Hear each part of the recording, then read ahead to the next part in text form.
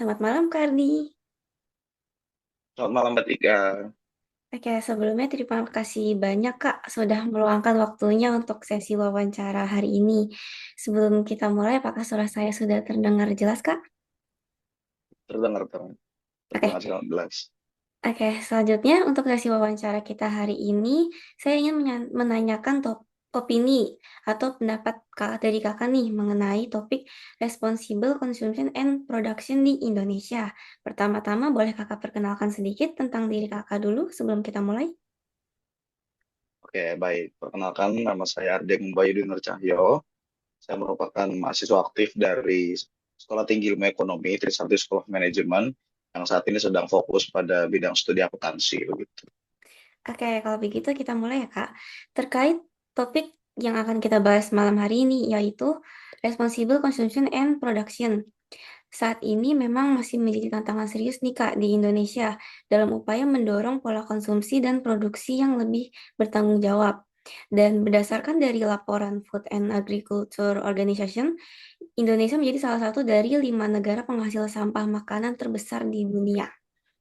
Oke, untuk pertanyaan pertama nih, Kak.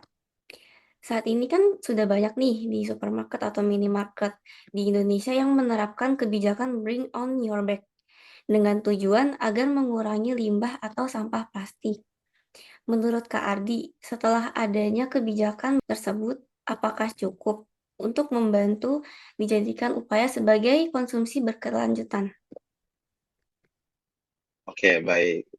Pertanyaan pertama menarik nih.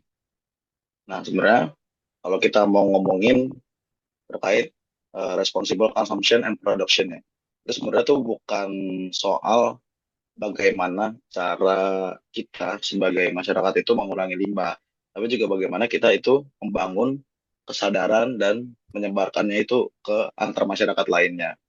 Dan hal lainnya itu juga kebiasaan baru yang lebih bijak dalam menggunakan sumber daya begitu ya. Nah, salah satu langkah yang mungkin paling banyak kita temuin sekarang itu kan terkait dengan bring your own bag ya. Nah, jadi mungkin kebijakan ini tuh ya bisa mendorong masyarakat lah untuk membawa tas belanja mereka sendiri sama ya dan bisa mengurangi kantong plastik sekali pakai ya gitu kan istilahnya. Nah, kemudian kalau dilihat dari sisi positifnya, kebijakan ini tuh bisa dibilang upaya upaya yang apa ya? Upaya aktif atau langkah awal. Langkah awal yang bisa dibilang cukup berasa impact-nya lumayan berhasil sebagai langkah awal untuk membentuk kesadaran publik gitu ya. Kayak di kota-kota ya kota-kota besar kayak ya Jabodetabek kayak kita nggak usah jauh-jauh lah kita kayak di Jabodetabek aja itu eh, mulai iya perubahan perilakunya tuh udah mulai berasa gitu ya. Nah jadi tuh orang jadi lebih terbiasa gitu ya membawa tas belanja mereka sendiri, tas belanja mereka sendiri kalau pas belanja di minimarket. Terus juga minimarket tuh mulai konsisten untuk menolak menyediakan kantong plastik yang bersifat gratis gitu ya. Ini tuh juga bisa, ini tuh jadi apa ya? Nunjukin gitu loh, nunjukin bahwa masyarakat Indonesia tuh sebenarnya bisa menyesuaikan diri kalau ada dorongan yang jelas dari pemerintah maupun pelaku usaha gitu ya. Atau bisa dibilang di sini ya pihak-pihak minimarket itu. Nah kemudian kalau kita misalnya mau sedikit realistis lah ya, kebijakan yang bring your own bag itu tuh belum bisa dibilang cukup untuk menjawab eh, apakah cukup gitu loh, cukup untuk konsumsi berkelanjutan secara menyeluruh. Nah, karena masalah utamanya itu bukan apa ya, bukan hanya kantong plastik, bukan hanya sebatas pada kantong plastik saja, tapi itu ada culture konsumsi yang masih tinggi pada barang sekali pakai. Contohnya itu kemasan makanan, kayak botol minuman, dan lain-lainnya lah. Nah, itu tuh jadi ya hal yang menarik juga untuk dibahas gitu loh. Karena iya, pihak minimarket mungkin nggak menyediakan kantong plastik sekali pakai. Tapi kan kita balik lagi apa yang konsumen beli gitu loh. Yang mereka beli ujung-ujungnya apa? Iya produk-produk. produk-produk yang mereka beli at the end yaitu terbuat dari plastik-plastik juga kan. Jadi ya tetap ada tantangan yang berbeda lainnya setelah eh, penggunaan plastik sekali pakai itu.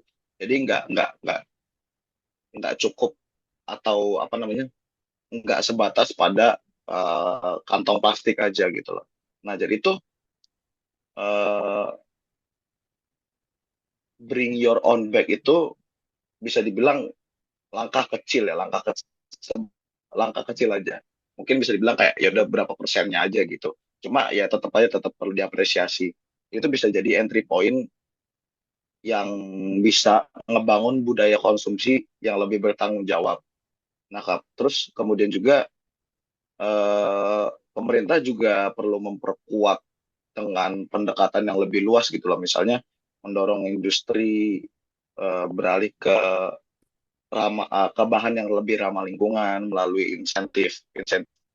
Iya, mungkin bisa lewat insentif-insentif atau bisa lewat kredit pajak ya, atau ada penurunan pajak atau iya ada kredit pajak itulah macam atau semacamnya. Kemudian ya itulah terkait dengan mendaur ulang dan lain-lainnya. Begitu sih. Oke, untuk pertanyaan kedua, Kardi, di dalam lingkungan kampus kakak, bagaimana sih cara untuk menekan banyaknya jumlah polusi pencemaran limbah seperti limbah plastik, makanan, dan limbah B3 agar dapat terkendali dan tidak mencemari lingkungan? Nah, kalau di kampus saya sendiri ya terkait dengan memanajemen, kita bilangnya memanajemen ya. Memanajemen eh, dari limbah plastik itu sendiri atau dari limbah lah apa, kita bahasnya lah. Di kampus saya itu lagi sedang gencar-gencaran atau lagi gencar-gencaran terkait dengan penyediaan unit-unit dispenser di beberapa titik di wilayah di area kampus ya. Itu harapannya tuh harapan dari pihak kampus itu sendiri tuh biar mahasiswa atau internal-internal kampus tuh nggak beli eh, air minum atau air mineral yang ada di dalam kemasan plastik gitu ya. Jadi pihak-pihak kampus itu lagi gencar-gencaran menambah dispenser di beberapa titik area kampus agar yaitu ekspektasi atau harapan dari kampus adalah ya internal atau warga-warga yang ada di area kampus itu ya udah mereka bawa tumbler mereka sendiri ya udah nanti mereka tinggal ngisi aja gitu di dispenser dan pihak kampus pun nggak nggak hanya sebatas dari dispenser itu aja atau kalau mungkin kan orang mikir ya dispenser kan dari galon galon juga dari plastik gitu enggak kalau dari kampus saya sendiri itu bahkan mereka menggunakan air suling atau mereka ambil ya istilahnya ngambil dari air pump gitu ya jadi mereka kayak punya jadi nanti di body dispensernya itu mereka bakal gali sumur di kedalaman berapa gitu. Itu tuh jadi sama mereka nanti dijadikan air suling dan air suling itu jadi jadi air layak minum gitu lah intinya. Dispensernya itu ya dispenser yang benar-benar bisa menyuling air dari sumur gitu. Oh, cukup menarik nih Kak, manajemen dari kampus kakak. Oke, untuk pertanyaan ketiga nih Kak. Menurut Kakak, bagaimana pemerintah mendukung dan mendorong praktik produksi dan konsumsi yang lebih bertanggung jawab agar masyarakat juga Kak, lebih aware akan masalah tersebut? Nah, kalau dari pemerintah sendiri sebenarnya tuh kalau dilihat-lihat ya, pemerintah tuh udah mulai nunjukin gitu loh dukungan terkait dengan mendorong praktek produksi dan konsumsi yang lebih bertanggung jawab gitu ya. Jadi meskipun masih dalam tahap perkembangan ya, mungkin belum merata secara keseluruhan, tapi udah ada apa ya, udah mulai kelihatan lah gitu kalau pemerintah tuh lagi gencar-gencaran juga terkait dengan hal tersebut. Nah, misalnya tuh dari sisi kebijakan dan regulasi itu tuh udah ada dorongan ke arah ekonomi hijau dan keberlanjutan. Contohnya itu kayak program pengelolaan sampah menjadi energi atau waste to energy. Nah ini tuh kemarin sempat rame beberapa hari itu eh, Danantara Danantara Indonesia tuh lagi gencar-gencaran nyari investor asing sama gencar-gencaran untuk investasi atau mulai untuk apa ya, membahas terkait dengan pengelolaan sampah menjadi energi gitu ya. Kemarin Ray Dalio itu salah satu konsultan dari Danantara itu tuh ngejelasin kalau mereka tuh terfokus pada limbah plastik, terfokus pada limbah plastik gitu ya. Dan yang dibahas secara spesifik yaitu energi dari limbah plastik gitu ya. Nah, Danantara sendiri kan lagi apa ya, lagi fokus ke arah sana ya. Nah, itu tuh Ray Dalio juga ngejelasin latar belakang mereka tuh karena yaitu Indonesia jelas paling terkenal dalam penghasil sampah plastik gitu ya, 35 ton per hari. Ya siapa yang nggak nggak terfokus ke sana gitu ya. Nah kemudian pemerintah juga lagi ngasih banyak insentif gitu ya untuk industri yang menerapkan eh, pengelolaan limbah atau manajemen produksi mereka yang ramah lingkungan, kayak pajak karbon, terus juga ada fasilitas pembiayaan hijau lewat lembaga seperti Badan Pengelola Lingkungan Hidup. Nah, terus juga dari sisi konsumsi ada juga kampanye gaya hidup yang berkelanjutan. Nah, contohnya itu Less Waste, Green Campus, dan dorongan agar masyarakat itu tuh memilih produk lokal serta menggunakan transportasi umum yang berbasis listrik gitu ya. Ini bisa kelihatan dari program-program di beberapa kampus negeri gitu ya. Nah, mungkin kita bisa melihat contoh dari Universitas Indonesia. Di Universitas Indonesia itu, kalau nggak salah nih ya, kalau nggak salah tuh ada fasilitas namanya bis kuning atau biasanya mereka nyebut bikun lah ya, bis kuning. Jadi itu tuh salah satu fasilitas dari pihak kampus agar mahasiswa-mahasiswanya tuh nggak membawa kendaraan ke dalam atau ke area lingkungan kampus. Itu ya tujuannya jelas untuk mengurangi gas karbon atau limbah karbon gitu ya. Nah, terus juga kendaraan yang mereka gunakan tuh kalau nggak salah mereka dapat bantuan atau suntikan dari pemerintah itu atau transportasi yang digunakan oleh Universitas Indonesia itu sekarang udah berbasis kendaraan listrik begitu. Nah, tapi eh, kalau kita mau bicara secara luas lagi, pasti tantangannya masih gede lah ya, masih sangat besar.